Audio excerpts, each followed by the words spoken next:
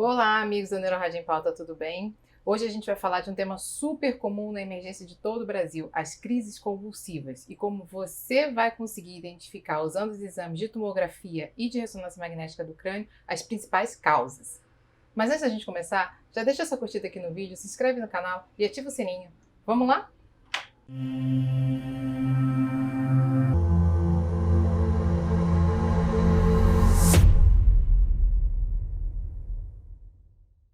Então, essa aqui é a classificação da Liga Internacional de Epilepsia e é que é usada hoje, né, a última classificação disponível para a determinação do tipo de crise convulsiva que o paciente tem.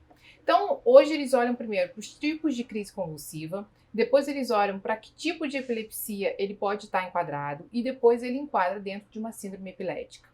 Como etiologia, e é aqui que a gente entra na radiologia, tentando determinar quais etiologias aqui são importantes nessa determinação, principalmente da crise convulsiva nova, dessa que surgiu agora durante a vida do paciente, a gente tem que pensar sempre nessas 6 principais. Nas causas estruturais, e aí é que a gente vai estar falando mais das crianças, das pessoas que nascem e têm crise convulsiva logo que começam a sua vida. As causas genéticas, e aqui vai estar muito misturado genético com estrutural. Nas causas infecciosas, e aqui sim, a possibilidade de você ter uma crise convulsiva adquirida e uma epilepsia adquirida. Nas causas metabólicas, que também tem muita relação com causa genética. Nas causas imunes, e aqui a gente vai falar das encefalites autoimunes, que estão sendo bastante discutidas e novas descobertas têm sido feitas a cada dia. E algumas causas que continuam desconhecidas. Então, olhando mais de perto, dentro daquelas causas estruturais que vão estar relacionadas à crise convulsiva, se a gente olha como causa genética, por exemplo, a gente tem as malformações corticais e as facomatoses, as malformações podem estar relacionadas a causas genéticas ou não, as facomatoses são de origem genética e levam a malformações do sistema nervoso central. Então, isso tudo está muito misturado e a gente vai ver normalmente no paciente jovem. Né? Pode já começar no bebê, no paciente na primeira infância, ou até no paciente um pouco mais entrando na adolescência, mas são causas que a gente vai buscar não de alguma coisa aguda que aconteceu, e sim de alguma coisa que já existe lá. É muito, muito difícil a gente imaginar um paciente que vai fazer uma crise convulsiva com 40, 50 anos e a causa seja uma malformação cerebral, uma alteração metabólica de origem genética. A gente vai pensar muito mais em alguma coisa que está acontecendo ali naquele momento do curso de vida dele. Então, existem outras associações conhecidas, malformações como o amartoma hipotalâmico, a síndrome de Rasmussen, a esclerose mesial temporal, que pode vir primária ou secundária, mas enfim, são causas que normalmente fazem uma investigação mais ambulatorial. O paciente tem crises de repetição, não é aquela primeira crise que vai assustar mais todo mundo. As displasias corticais também estão nesse pacote de malformações. Elas podem e vão fazer diagnósticos diferenciais com tumores corticais. A gente tem um vídeo aqui no canal falando um pouco sobre o principal papel desses tumores corticais relacionados à epilepsia. Mas o que a gente vai falar mais hoje são essas aqui, que a gente vai considerar como se fossem crises convulsivas e uma possibilidade de epilepsia relacionada a causas adquiridas, aconteceram ao longo da vida do paciente. Então, a primeira causa que a gente tem que pensar, trauma, adulto jovem, pacientes mais idosos que às vezes sofrem um trauma e não tem ninguém junto, ninguém viu, bateu com a cabeça, sangrou, mas ninguém viu. Infecções. Hoje, no nosso meio, é muito comum, a gente tem pacientes com causa de imunossupressão crônica, como os pacientes HIV positivos, a gente tem a população vivendo muito junto, muito aglomerado, podem fazer infecções mais crônicas, não tratam, e isso vai complicar com a infecção do sistema nervoso central. Nas crianças, a gente tem que pensar também nas meningites, essas meningites que às vezes vêm por surtos, meningites virais, meningites bacterianas, um quadro extremamente grave. As hemorragias, e aí podem ser de diversas causas. A gente tem aqui no canal também um vídeo de AVC hemorrágico falando de algumas causas de hemorragia. O AVC, então o paciente idoso que vem com crise convulsiva, é obrigatório a gente investigar com o exame de imagem para ver principalmente se tem um AVC ou se tem um tumor ali naquela região. E por último, eu queria falar um pouco das encefalites autoimunes, que também tem um vídeo aqui no canal explicando melhor todo o diagnóstico diferencial que a gente faz frente às encefalites autoimunes, mas que são extremamente importantes da gente reconhecer. Muitas vezes a gente vai ficar em dúvida na tomografia e tem que complementar com a ressonância magnética para tirar, exatamente entender o que está acontecendo. Quando a gente pensa numa abordagem inicial, a gente vai pensar primeiro no quê? Vamos fazer a tomografia. Vamos ver se tem sangue. Qual é a história? Tem trauma? Tem uma história de infecção? Mas muitas vezes o que a gente vai ver é uma massa, uma área hipodensa.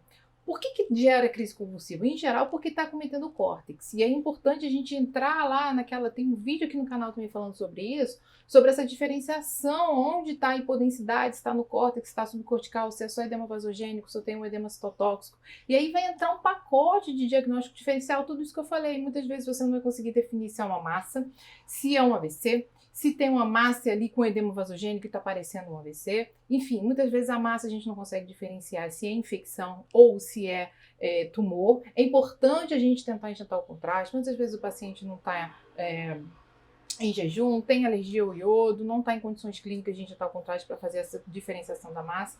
E normalmente a gente pode precisar investigar de forma secundária esse paciente que chegou com crise convulsiva na emergência. Então, a tomografia, o ideal, a gente já tem um panorama do que é, e muitas vezes ele vai partir para uma segunda fase de investigação utilizando a ressonância magnética do crânio. E agora a gente vai discutir um pouquinho de cada um desses, como a gente consegue ver isso tudo. Então, nesse primeiro caso aqui, eu queria mostrar um trauma. Um paciente idoso que teve um trauma já há mais de um mês. Ele teve uma queda simples em casa, estava sozinho, levantou, não falou com ninguém, e aí começou a ter uma alteração do nível de consciência. Ele estava até com um quadro de suspeita demencial, até que ele fez uma crise convulsiva.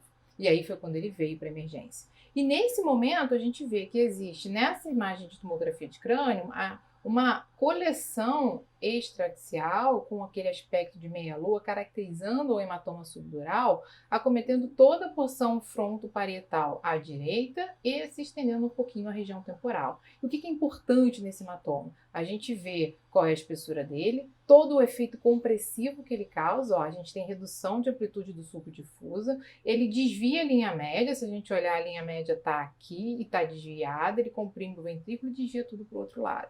E ele também tem sinais de herniação aqui um pouquinho do úncus cerebral, do úncus na porção medial do lobo temporal. Então, é um hematoma que tem efeito compressivo, que já está aí há algum tempo. Por que eu sei que ele está aqui há algum tempo? Ele já é hipodenso, ele não é hiperdenso como eu esperaria num sangramento agudo. Então, ele sendo hipodenso, já tornando a densidade semelhante ao do líquor, como a gente vê aqui que é mais hipodenso, a gente pode pensar que esse hematoma não acabou de acontecer. Então, tem que ir atrás e buscar uma história melhor desse paciente, que provavelmente ele não vai valorizar aquele trauma. Às vezes ele não está nem mais em condições de falar. A família que vai ajudar muito nesse momento para a gente tentar resgatar essa história de um trauma importante. Então, o hematoma subdural, olhar sempre nos vozinhos que chegam com algum tipo de alteração neurológica, se existe a possibilidade de ter um hematoma subdural ali já na fase crônica, depois de um mês de evolução. Outras causas relacionadas a sangramento, a gente tem que pensar no trauma como um todo, né? O sangue irrita, pode ser um hematoma? Sim, mas pode ser também um sangue relacionado ao trauma. E aqui a gente tem os dois exemplos de hemorragia subaracnoide. Então, a hemorragia subaracnoide vultuosa, aqui entrando aqui na fissura de Silves e acometendo também junto à tenda do cerebelo, toda a margem envolvendo os pedúnculos cerebrais, mostrando um sangramento vultuoso que pode ser traumático ou pode ser de origem intracraniana, como a gente pensa nos sangramentos de aneurismas das malformações arteriovenosas. Aqui a gente vê uma hemorragia subaracnoide menor. Lembrar sempre que as hemorragias subaracnoides são extremamente sensíveis da gente ver na tomografia. É muito bom ver sangue na tomografia, mas a gente tem que estar com o olho atento para isso. Muitas vezes elas vão ser pequenas e bem localizadas. Então, sempre olhar de ver, lembrar de ver entre os sulcos corticais se existe algum tipo de hiperdensidade. Lembra que a gente faz sem contraste primeiro, então olho sem contraste e tá vendo alguma coisa densa como se fosse um contraste, tem que pensar que é sangue. Então, as grandes são mais fáceis de a gente ver, o paciente também está clinicamente muito pior, mas as menores, mais localizadas, eles podem estar clinicamente mais estáveis, bem, fizeram uma crise convulsiva, estão com dor de cabeça, tem algum outro tipo de sintoma, e na verdade a gente tem que procurar ativamente, é um problema que já é resolvido na tomografia, a gente não precisa partir para a ressonância. Ah, mas é ótimo ver o sangramento hemorragia subaracnoide no FLAP? Sim, a gente vê, temos sensibilidade sensibilidade muito boa, mas a gente não precisa esperar lá para ver. A gente já faz o diagnóstico aqui e já busca, já parte para a investigação das causas dessa hemorragia subaracnoide se não tiver uma origem traumática bem estabelecida. Depois de falar do trauma e dos sangramentos, eu queria falar um pouco sobre as infecções, que são extremamente comuns. Então, como infecção, a gente tem que pensar em alguns compartimentos cerebrais. Então, pensando no compartimento intraparenquimatoso, é uma infecção que está dentro do cérebro. É uma infecção que está fora do cérebro, ou seja, na meninge. Lá na nossa aula de compartimento aqui do canal, você tem uma ideia melhor de como está isso. É uma meningite? Pode ser. Pode ser uma infecção óssea. Lembrar na tomografia de olhar para a mastoide. Às vezes o paciente já fez uma mastoidite, complicou, já está com invasão do processo intracraniano. E a gente só olha para o processo intracraniano muitas vezes. Então, as meningites, por exemplo, investigar se houve algum acometimento, tanto de seios da face quanto de mastoide. Isso tudo são informações que a gente traz da tomografia de uma forma muito direta quando você fizer o exame.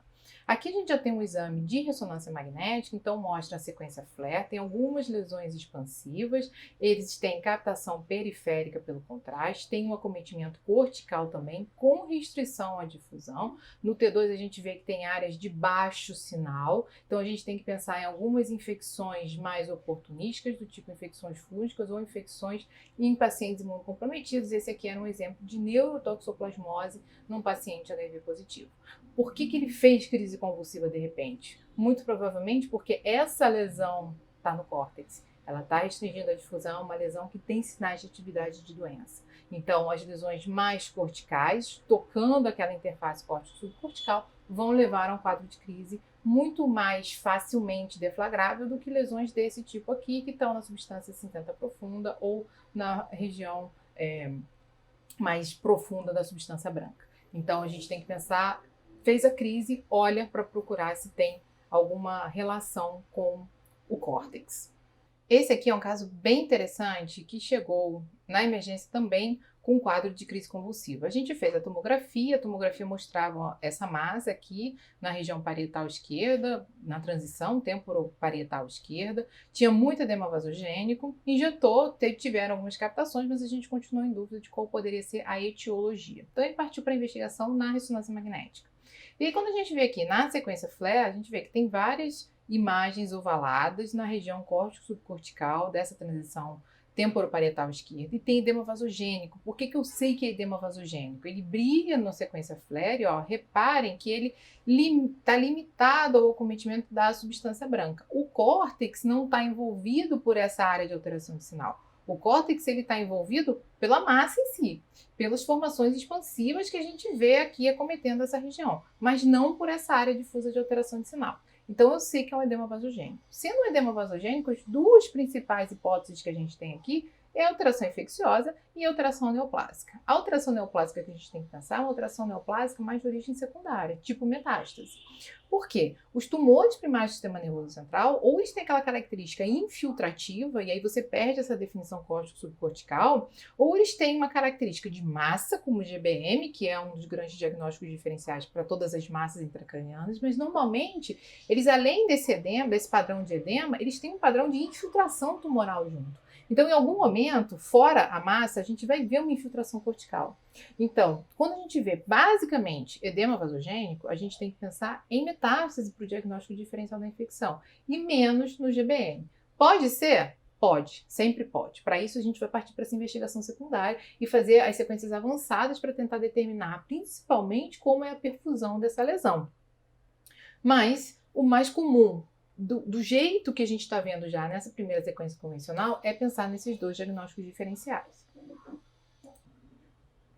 E aí, olhando a sequência T1 pós-contraste, a gente está vendo que existe um realce na parede, né? Um realce linear, mas ele tem uma complexidade do contorno interno dessa parede e existem a sensação que dão várias lesões em contiguidade aqui, uma junto à outra.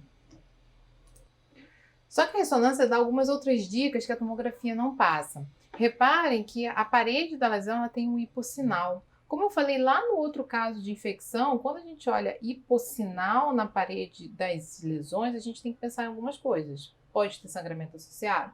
Pode, mas podem também ser alguns tipos de infecção, como a infecção fúngica. Ela normalmente dá esse hipossinal na parede no T2. E isso pode ser também identificado na sequência de suscetibilidade magnética, como a gente vê aqui, ó, que tem um pouco de halo hipointenso nas lesões também, do mesmo jeito que era o T2. Então pode ser sangue, pode ser algum componente fúngico que faça essa alteração. Algumas outras infecções mais raras, não do tipo bacteriana, também podem ter acometimentos desse tipo, como a tuberculose. Então, algumas outras infecções do tipo não bacteriana, até mesmo como a tuberculose e outros patógenos também podem estar relacionados a esse hipossinal. E, na verdade, o que saiu na análise desse paciente era uma infecção por paracoco. Ele também tinha lesão pulmonar, ele também tinha lesão cutânea. E esse caso aqui existe lá no feed do Instagram do @NeuroRádio em Pauta, tem mostrando todos os tipos de alteração e alteração característica da roda de carroça na patologia que foi identificada, né, a partir da análise da ressecção dessa lesão para a qual ele foi submetido. E um outro padrão de imagem que eu queria discutir com vocês é a infecção não só do tipo intraparenquimatosa, mas também na forma da meninge. Então aqui a gente está vendo esse flare bastante complexo, uma análise que a gente vê lesões que são lesões já crônicas, né? Então tem áreas de malácia, corticais que justificam a paciente ter crise convulsiva, tem uma área difusa de alteração de sinal que está relacionada também a essas áreas de malácia, como a gente vê aqui, ou não, tem outras áreas que têm esse hipersinal. Ela já tem uma perda tecidual significativa, você vê uma acentuação de sulco, você vê dilatação ventricular, então a gente já pensa que é uma doente crônica com alguma doença de base. E eu queria agora falar do padrão de realce. Reparem esse padrão, como ele é um padrão de realce difuso. E a gente está vendo ele ovalado, muitas vezes, outras vezes pontiforme, localizado na profundidade dos sulcos corticais, muitas vezes. Ó. Esse aqui é um pouco maior, mas a gente está vendo ali lesões que estão junto ao córtex, que fica difícil da gente definir se elas são corticais ou se elas são leptomeninges que estão na profundidade do córtex. Então, esse tipo de padrão de realce, que tem um aspecto miliar, muitas vezes, a gente fica pensando de uma distribuição hematogênica de algum tipo de doença. E o que a gente viu aqui nessa paciente, ela era uma paciente HIV positiva que teve uma tuberculose, uma disseminação hematogênica da tuberculose. Então, além da tuberculose poder fazer aquele padrão de infecção meníngea, a gente está vendo também um padrão de disseminação hematogênica com localização aqui justa cortical. Não dá para garantir que não tem uma infecção de pia mater associada a isso aqui, que ela pode progredir sim a partir desses pequenos abscessos corticais para uma infecção meníngea associada, e a gente confirmou no líquor que isso aqui era uma tuberculose. E eu deixei para destacar por último o papel da sequência de difusão nas infecções. Então, olhando esse último caso que a gente viu da tuberculose, muitas delas têm uns foquinhos de restrição central, como a gente vê aqui nesses casos. Ah, tem muito mais realce do que restrição? Sim. Elas podem estar em momentos diferentes de evolução, mas a gente vê que existe uma restrição central. Sempre que a gente pensa em restrição central da lesão, a gente vai pensar que existe um conteúdo heterogêneo ali e pensar na possibilidade de conteúdo purulento, e aí sempre vem na cabeça primeiro a possibilidade de uma infecção bacteriana e não por outros germes. O fato é mais comum quando a gente tem pus na infecção bacteriana, mas os outros germes também podem dar esse padrão de restrição central. Então a grande mensagem aqui é que viu restrição central, a gente tem que pensar em doença infecciosa e não em doença tumoral. Porque se o tumor tem necrose central e o realce periférico, como a gente viu já nesse caso, a gente deveria pensar que existe uma necrose central com uma realce parietal. Então, a necrose, ela não tem por que restringir a difusão, mas o conteúdo purulento, o conteúdo da infecção, tem. Então, a gente vê que esse caso tem áreas de restrição à difusão central. E aquele nosso primeiro caso do paracoco também tem. Então, o que a gente vê aqui, ó, uma restrição central, principalmente naquela lesão maior. Então, restrição central, parede com hipossinal no T2 e também no SWI, umas lesões aglomeradas córtico-subcorticais, pensar na possibilidade de infecção por germe atípico. Então, nesse caso aqui, a gente está vendo uma infecção fúngica, no outro caso, a gente viu uma infecção por tuberculose, que também não é o mais frequente. Agora, apareceu uma imagem desse tipo, com restrição central, com captação periférica e edema vasogênico, pensar em infecção e não em tumor. Extremamente importante, o diagnóstico diferencial já sai aqui de cara. Na verdade, essa biópsia aqui foi feita para tentar determinar qual era o patógeno e não para tentar realmente excluir se isso aqui não era um tumor e era uma alteração infecciosa, que era sempre a nossa primeira hipótese, baseado no padrão de difusão que o paciente tinha. E para concluir esse assunto de infecção, a gente tem que pensar também na possibilidade de crise convulsiva pós-operatória e nessa alteração que pode ter de infecção no pós-operatório imediato. Então, foi feita uma ressecção de uma lesão desse lado, era um meningioma, aqui a gente está vendo um outro meningioma ainda residual. Na verdade, a paciente evoluiu com uma restrição à difusão com nível líquido na margem posterior do ventrículo lateral esquerdo. A gente vê na sequência FLAIR também e no T1, um realce difuso pelo meio de contraste com uma alteração difusa de sinal no FLAIR ao redor do ventrículo, mostrando uma infecção intraventricular com pus, como a gente vê aqui, com nível líquido secundário a essa manipulação cirúrgica do lado direito. Então, pensar também no paciente que teve um pós-operatório recente, numa infecção relacionada a um novo sangramento com compressão cortical ou realmente a um componente infeccioso associado.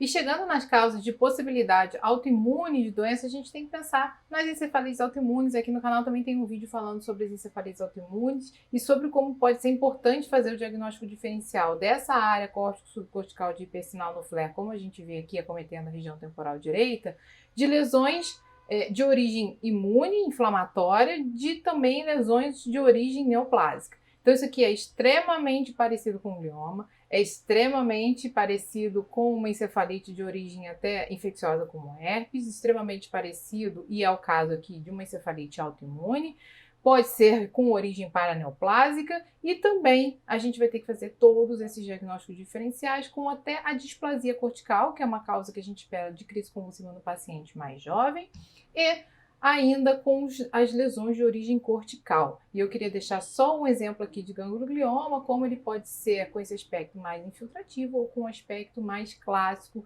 de lesão sólido-cística. Então, a gente tem esse exemplo aqui de ganglioglioma, mostrando uma alteração de sinal na sequência T2, também ali naquela região do lobo temporal, da porção medial do lobo temporal aqui do outro lado esquerdo. Então, pode ser extremamente difícil diferenciar um tumor de uma infecção, que tipo de tumor, se é um tumor como o ganglioma de origem cortical relacionado às crises convulsivas ou um glioma de baixo grau com aspecto infiltrativo, que também acontece nessa região.